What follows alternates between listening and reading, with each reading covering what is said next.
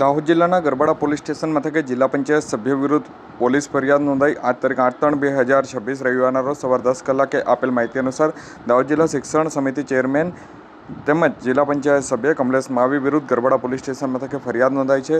ભારતીય જનતા પાર્ટીના જિલ્લા સભ્ય કમલેશ માવીએ ભારતીય જનતા પાર્ટીના જ મહિલા તાલુકા સભ્યના પતિને જાનથી મારી નાખવાની ધમકીઓ આપી હતી.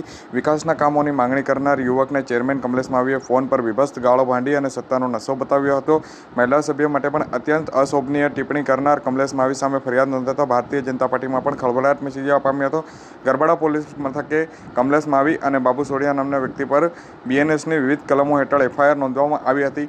ગામમાં મારું જ ધાર્યું થશે તેમ કહી અને ધમકાવનાર જિલ્લા પંચાયત સભ્ય સામે કાયદેસરની કાર્યવાહી શરૂ કરવામાં આવી છે.